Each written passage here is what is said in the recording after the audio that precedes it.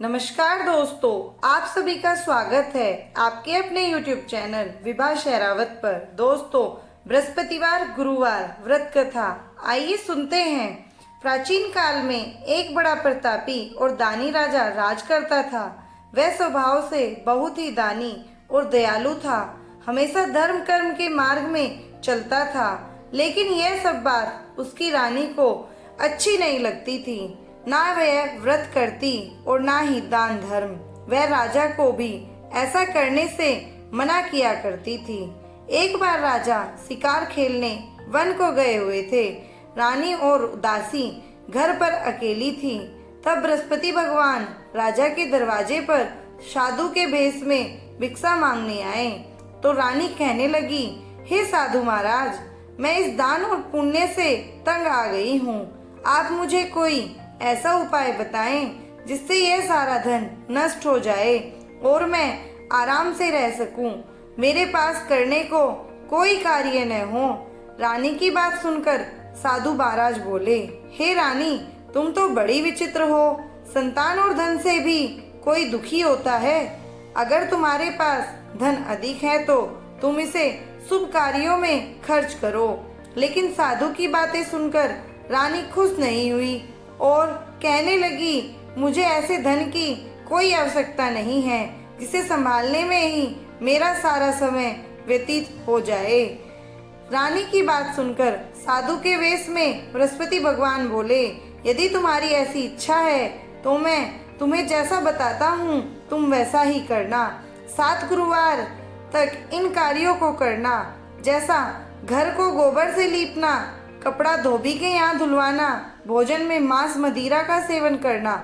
इससे तुम्हारा धन संपत्ति नष्ट हो जाएगा और तुम आराम से रह सकोगी।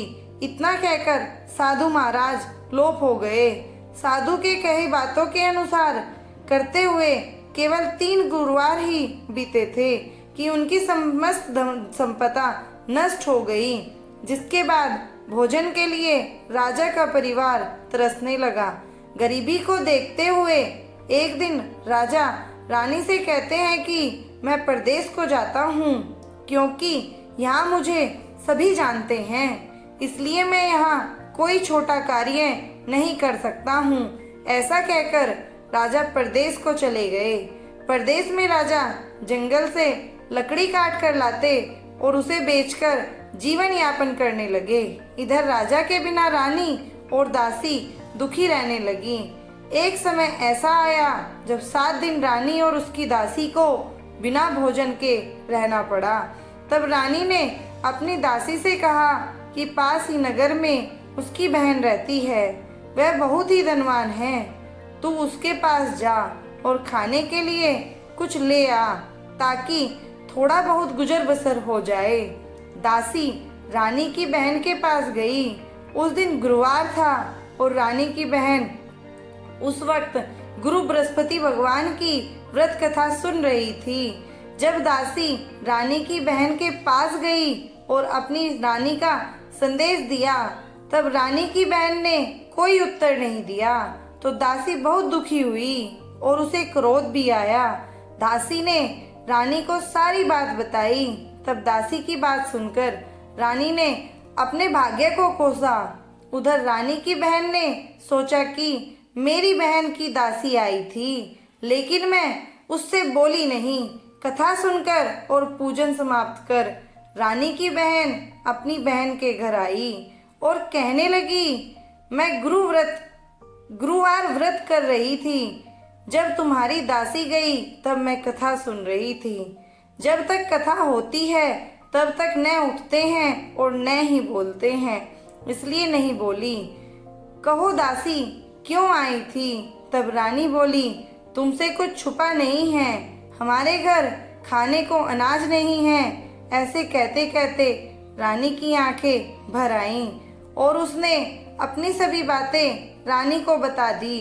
रानी की बहन ने बोला, बृहस्पति भगवान सबकी मनोकामना पूर्ण करते हैं। देखो, शायद तुम्हारे घर अनाज रखा हो। बहन की बात सुनकर रानी को विश्वास नहीं हुआ। बहन के आग्रह से रानी ने अपनी दासी को रसोई में भेजा तो उन्हें सचमुच एक अनाज से भरा घड़ा मिला। ये देख दासी को बहुत हैरानी हुई। उसने रानी को सब बता दिया और कहा कि जब हमको अनाज नहीं मिलता है तो हम व्रत करते हैं, क्यों न इनसे व्रत और कथा की विधि पूछनी जाए ताकि हम भी गुरुवार व्रत कथा करें। तब रानी की अपनी बहन से बृहस्पतिवार के बारे में पूछा। रानी की बहन ने बताया कि बृहस्पतिवार के व्रत में चने की दाल और मुनक्खा से केले की जड़ में पूजन करें, दीपक जलाएं और व्रत कथा सुनें और व्रत के दौरान पीला भोजन ही करें, जिससे भगवान प्रसन्न होते हैं और मनोकामना पूर्ण करते हैं। व्रत और कथा की पूजन विधि बताकर रानी की बहन अपने घर लौट गई। एक सप्ताह बाद जब गुरुवार का दिन आया तो रानी और उसकी दासी ने व्रत रखा। दासी गुड़साल में जाकर व्रत का सामान लेकर आई, फिर केले की जड़ और विष्णु भगवान की पूजन कर कथा सुनी। दोनों ने व्रत तो कर ली, अब पीला भोजन कहाँ से आए। दोनों बहुत दुखी हुई, लेकिन उन्होंने व्रत किया था इसलिए गुरु भगवान खुश थे। वह एक साधारण व्यक्ति के रूप में 2 थालों में सुंदर पीला भोजन लेकर आए और दासी को देकर बोले, ये भोजन तुम्हारे लिए और तुम्हारी रानी के लिए है, इसे तुम दोनों ग्रहण करना। ऐसे ही रानी और उसकी दासी गुरुवार का व्रत और पूजन करने लगी। गुरु भगवान की कृपा से उसके पास धन संपत्ति आ गई, जिसके बाद रानी फिर से पहले की तरह आलस करने लगी। तब दासी ने बोला, देखो तुम पहले भी इसी तरह आलस करती थी, इसलिए तुम्हें कष्ट होता था, इस कारण सभी धन नष्ट हो गया। अब जब भगवान की कृपा से धन मिला है तो तुम्हें फिर से आलस होने लगा है। बहुत ही मुसीबतों के बाद हमने यह धन पाया है, इसलिए हमें दान करना चाहिए और आपको भूखे मनुष्यों को भोजन कराना चाहिए, प्याऊ लगवाना चाहिए, कुंवारी कन्याओं का विवाह कराना चाहिए। इससे तुम्हारा यश बढ़ेगा और पितृ प्रसन्न होंगे। दासी की बात मानकर रानी शुभ कार्य करने लगी। इससे पूरे नगर में रानी और उसकी दासी का यश बढ़ने लगा। इधर जंगल में राजा दुखी होकर पेड़ के नीचे बैठ गया और अपनी पुरानी बातों को याद करके रोने लगा। तभी गुरु भगवान साधु के रूप में लक्कड़हारे के पास आए और बोले कि हे लक्कड़हारे, तू इस सुनसान जंगल में किस चिंता में बैठे हो, मुझे बताओ जरा। तब लक्कड़हारे ने दोनों हाथ जोड़कर साधु से कहा, आप सब कुछ जानते हैं, मैं आपसे क्या कहूँ। ऐसा कहते हुए राजा ने अपनी साधु को अपनी मुझे दशा सुनाई। तब साधु ने उन्हें बताया कि तुम्हारी रानी ने बृहस्पतिवार भगवान का निरादर किया था, जिसके कारण तुम्हारी यह दशा हुई है। अब तुम किसी बात की चिंता मत करो, तुम्हारे सभी दुख दूर हो जाएंगे और तुम पहले से ज्यादा धनवान हो जाओगे। जीवन में सुख प्राप्ति के लिए बृहस्पतिवार के दिन व्रत कथा करो, इससे तुम्हारे दुख दूर होंगे।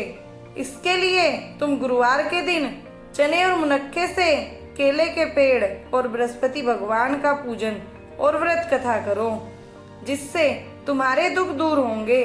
साधु की बात सुनकर राजा बोला, मुझे लकड़ी बेचकर इतना पैसा नहीं मिलता है जिससे भोजन के उपरांत कुछ बचा सकूं।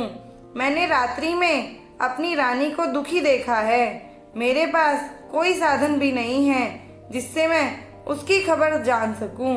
लक्कड़हारे की बात सुनकर साधु ने कहा, तुम किसी बात की चिंता मत करो, तुम रोजाना की तरह लकड़ी लेकर जाना, तुम्हें रोज से 2 गुना धन प्राप्त होगा, जिससे पूजन के अलावा भोजन भी कर लोगे। धीरे धीरे समय व्यतीत होने पर फिर गुरुवार का दिन आया। लक्कड़हारा जंगल से लकड़ी काटकर शहर में बेचने गया। उसे उस दिन और दिनों से अधिक धन मिला। राजा ने सामान लाकर गुरुवार का व्रत किया। उस दिन से उसके सभी दुख दूर हुए। लेकिन जब अगले गुरुवार का दिन आया तो राजा व्रत करना भूल गया। इस नाराज हो गए गुरु भगवान। उस दिन नगर के राजा ने विशाल यज्ञ का आयोजन किया था और शहर के लोगों को अपने घर में भोजन नहीं बनाने का आदेश दिया था। साथ ही यह भी कहा था कि जो भी राजा की आज्ञा को नहीं मानेगा उसे फांसी की सजा दे दी जाएगी। इस तरह राजा की आज्ञा से नगर के सभी लोग भोजन करने गए, लेकिन लकड़हारा कुछ देर से पहुंचा, इसलिए राजा उसे अपने साथ ले गए और साथ में भोजन करा रहे थे। तभी रानी की दृष्टि उस खूंटी पर पड़ी जिस पर उसका हार लटका हुआ था। उसे हार खूंटी पर दिखाई नहीं दिया। तब रानी ने निश्चय किया कि मेरा हार इस लकड़हारे ने ही चुरा लिया है। लकड़हारे को कारागार में डलवा दिया गया। कारागार में जाकर राजा बहुत दुखी हुआ और अपनी पुरानी बातों को याद करके रोने लगा। तभी साधु के रूप में बृहस्पति देव प्रकट हुए और उसकी दशा देखकर कहा, तूने बृहस्पति देव की कथा नहीं की है, इसी कारण तुझे यह दुख प्राप्त हुआ है। अब किसी प्रकार की चिंता मत कर। गुरुवार के दिन तुझे कारागार के दरवाजे पर 4 पैसे पड़े मिलेंगे, उससे तू बृहस्पतिवार की कथा करना, तेरे सभी कष्ट दूर हो जाएंगे। बृहस्पतिवार के दिन उसे 4 पैसे मिले। उससे राजा ने बृहस्पति देव की कथा को किया। उस रात बृहस्पति भगवान ने उस नगर के राजा के स्वप्न में आकर कहा, तूने जिस लकड़हारे को कारागार में बंद किया है उसे छोड़ देना, वह निर्दोष है। अगर तू ऐसा नहीं करेगा तो मैं तेरा राज्य नष्ट कर दूंगा। रात्रि में स्वप्न के बाद राजा प्रातःकाल उठा और खूंटी पर हार लटका देखकर लकड़हारे को बुलाकर क्षमा मांगी और सुंदर वस्त्र आभूषण भेंट कर उसे विदा किया। गुरु भगवान की आज्ञानुसार राजा अपने नगर को लौट गया। जब राजा नगर के निकट पहुंचा तो उसे पहले से अधिक बाग और धर्मशालाएं दिखी। तब राजा ने नगरवासियों से पूछा कि यह किसने बनवाया है, तो सभी ने रानी का नाम लिया। यह सुनकर राजा को बहुत आश्चर्य हुआ और गुस्सा भी आया। जब रानी ने यह खबर सुनी कि राजा आ रहे हैं, तब उसने दासी से कहा, हे दासी, देख राजा हमको कितनी बुरी हालत में छोड़ गए थे। राजा हमारी ऐसी हालत देखकर लौट न जाए, इसलिए तू दरवाजे पर ही खड़ी हो जा। रानी की आज्ञा के अनुसार दासी दरवाजे पर खड़ी हो गई और जब राजा आए तो उन्हें अपने साथ ले आई। तब राजा ने तलवार निकाली और रानी से पूछा कि तुम्हें यह धन कैसे प्राप्त हुआ। तब रानी ने कहा, यह सब धन संपत्ति हमें गुरु भगवान की कृपा से प्राप्त हुआ है। रानी की बात सुनकर राजा ने निश्चय किया कि मैं हर गुरु के दिन गुरु भगवान का व्रत करूंगा और दिन में 3 बार कहानी कहूंगा। अब हर समय राजा के दुपट्टे में चने की दाल बंधी रहती और दिन में 3 बार कहानी कहते। एक रोज राजन ने विचार किया, चलो अपनी बहन के यहाँ हो आए। इस तरह राजा घोड़े पर सवार हो अपनी बहन के यहाँ चल दिए। उसने देखा कि कुछ आदमी एक मुर्दे को लिए जा रहे हैं। तब राजा ने उन्हें रोककर कहा, अरे भाइयों, मेरी बृहस्पतिवार की कथा सुन लो। तब कुछ ने कहा, लो हमारा तो आदमी मर गया है और इसको अपनी कथा सुनाने की पड़ी है। लेकिन कुछ ने कहा, अच्छा कहो, हम तुम्हारी कथा सुनेंगे। राजा ने दाल निकाली और कथा शुरू की। जब कथा आधी हुई तो मुर्दा हिलने लगा और जब कथा समाप्त हुई तो राम राम कहते हुए मुर्दा खड़ा हो गया। राजा आगे बढ़ा तो उसे एक किसान खेत में हल चलाता मिला। राजा ने उससे कथा सुनने का आग्रह किया, लेकिन किसान ने मना कर दिया। राजा आगे बढ़ा। राजा के हटते ही बैल पछाड़ खाकर गिर गए और किसान के पेट में जोर से दर्द होने लगा। थोड़ी देर में जब किसान की माँ रोटी लेकर आई तब उसने अपने पुत्र से सभी हाल पूछा तो बेटे ने बता दिया। तब बुढ़िया दौड़ी दौड़ी राजा के पास गई और कहने लगी, मैं तेरी कथा सुनूंगी, तू अपनी कथा मेरे खेत पर चलकर कहना। राजा ने लौटकर कथा कही, जिसे सुनकर बैल खड़े हो गए और किसान के पेट का दर्द बंद हो गया। राजा अपनी बहन के घर पहुंच गया। बहन ने भाई की खूब मेहमानी की। दूसरे दिन राजा जागा तो वह देखने लगा कि सब लोग भोजन कर रहे हैं। तब राजा ने अपनी बहन से पूछा, ऐसा कोई मनुष्य है जिसने भोजन नहीं किया हो? तब बहन बोली, हे भैया, यह देश ऐसा ही है, पहले यहाँ के लोग भोजन करते हैं, बाद में अन्य काम करते हैं। ऐसा कहकर बहन चली गई और सबसे पूछने लगी कि कोई ऐसा है जिसने भोजन नहीं किया हो। तब वह एक कुम्हार के घर गई जिसका लड़का बीमार था। उसे मालूम हुआ कि वह किसी ने 3 दिन से भोजन नहीं किया है। रानी ने कुम्हार से अपने भाई की कथा सुनने के लिए आग्रह किया तो वह तैयार हो गया। राजा ने जाकर अपनी कथा कही, जिसको सुनकर उसका लड़का ठीक हो गया। अब तो राजा की प्रशंसा होने लगी थी। एक दिन राजा ने अपनी बहन से कहा, बहन, मैं अपने घर जाऊंगा, तुम भी तैयार हो जाओ। राजा की बहन ने अपने सास से भाई के साथ जाने की आज्ञा मांगी। तब उसकी सास बोली, चली जा, लेकिन अपने लड़कों को मत लेके जाना, क्योंकि तेरे भाई की कोई संतान नहीं है। बहन ने अपने भाई से कहा, हे भैया, मैं तो चलूंगी, परंतु कोई बालक नहीं जाएगा। तब राजा ने अपनी बहन से कहा, जब कोई बालक नहीं जाएगा तो तुम ही चलकर क्या करोगी? राजा दुखी मन से नगर को लौटा और रानी को सब बात बता दी। तब रानी ने कहा, बृहस्पति भगवान ने हमें सब कुछ दिया है, वह हमें संतान अवश्य देंगे। उसी रात बृहस्पति देव ने राजा को सपने में कहा, हे राजा, उठ, सभी सोच त्याग दे, तेरी रानी गर्भवती है। भगवान की बात सुनकर राजा बहुत खुश हुआ। 9वें महीने में रानी के गर्भ से एक सुंदर पुत्र पैदा हुआ। तब राजा रानी से बोला, हे रानी, स्त्री बिना भोजन के रह सकती है, लेकिन बिना कहे नहीं। इसलिए जब मेरी बहन आए तो तुम उसे कुछ मत कहना। रानी ने हाँ कर दी और जब राजा की बहन ने ये शुभ समाचार सुना तो बहुत खुश हुई और अपने भाई के यहाँ बधाई लेकर आई। तब रानी बोली, घोड़ा चढ़कर तो नहीं आई, गधा चढ़ी आई।